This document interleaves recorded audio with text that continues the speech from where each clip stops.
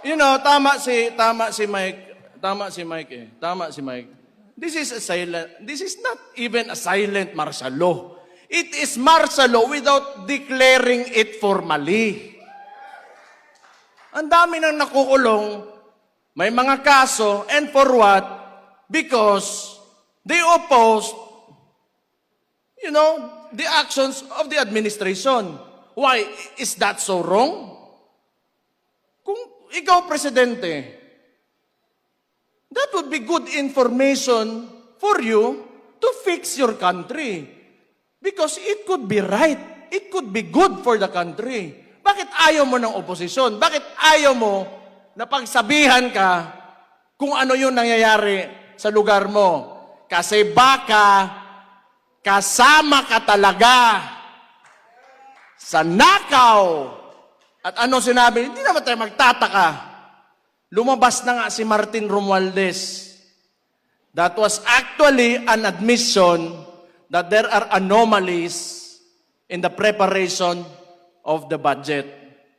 Ang sinabi niya lang, hindi siya ang mastermind. And who is higher than Martin Romualdez? Sino susunod?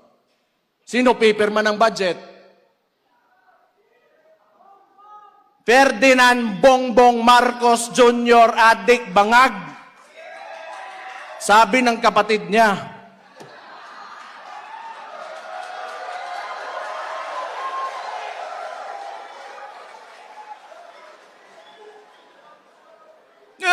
ako ang ginaingon dere ba?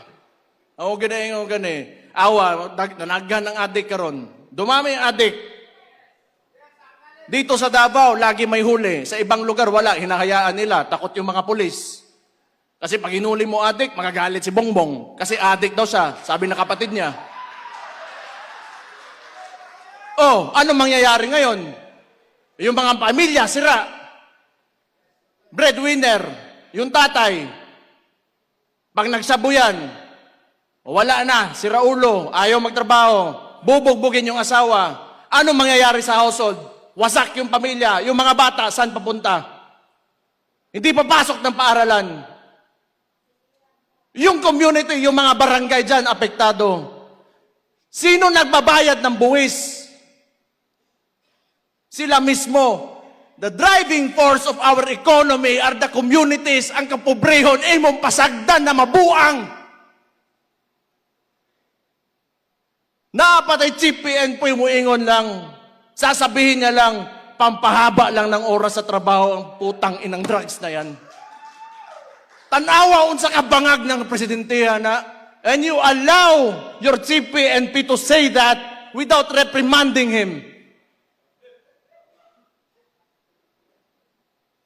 Tanaw ninyo, tingin nyo ba may kinabukasan pa ang Pilipinas pag nagpatuloy ito? Tangtangan nyo si Marcos dito. Ayaw, ako'y mapriso. Kitang tanan siguro. Utang ina ni.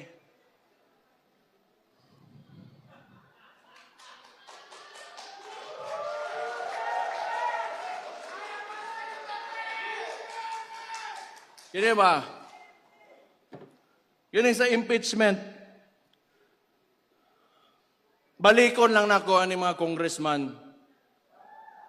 Ako, believe ako doon sa, how many do we have who said no? 25? Give a round of applause to those people.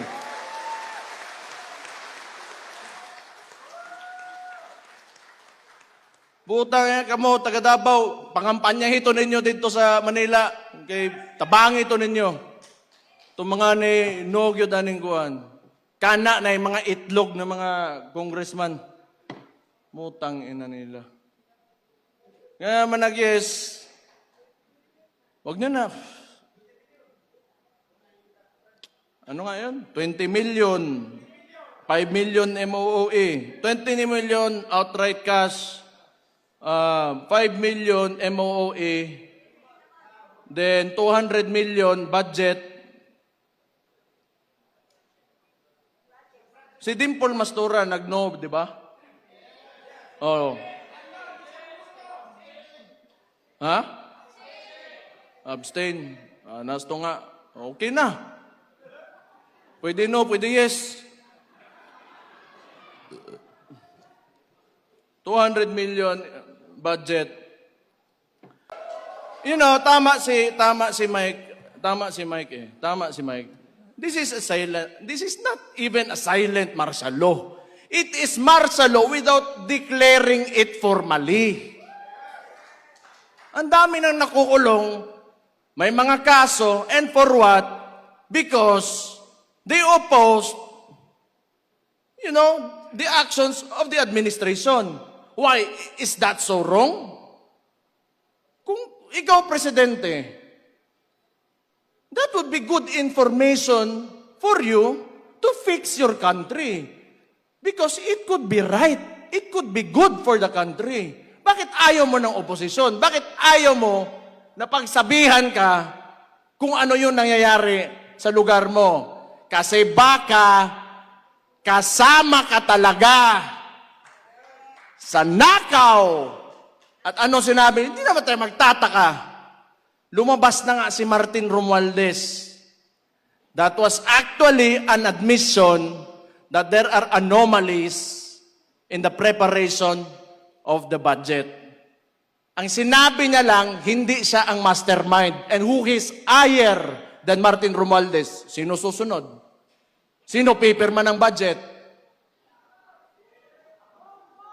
Ferdinand Bongbong Marcos Jr. Adik Bangag. Sabi ng kapatid niya.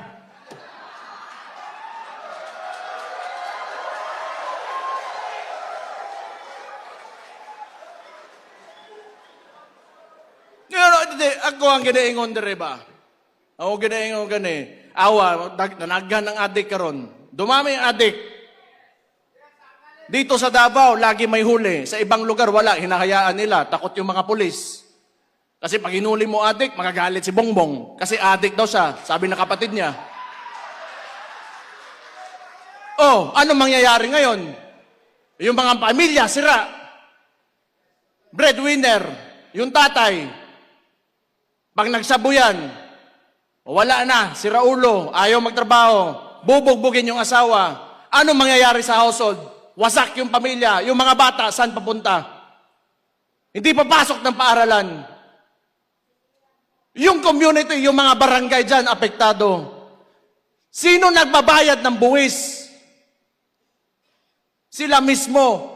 The driving force of our economy are the communities. Ang kapobrehon, mong pasagdan na mabuang. Napatay Chief PNP mo ingon lang. Sasabihin niya lang, pampahaba lang ng oras sa trabaho ang putang inang drugs na yan.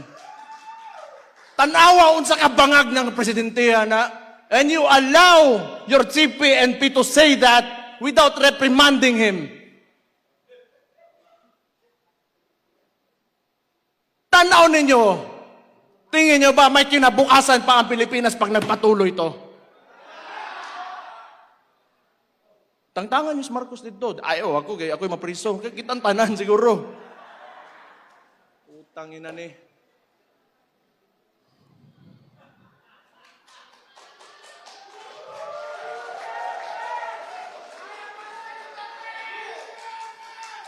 Kini ba? Yun sa impeachment. Balikon lang nako ani mga congressman. Ako, believe ako doon sa, how many do we have who said no? 25? Give a round of applause to those people.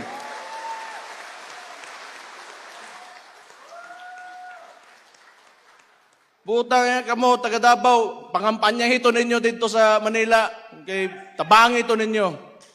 Itong mga ni Nogyo daning kuhan. Kana na yung mga itlog ng mga congressman. Mutang ina nila.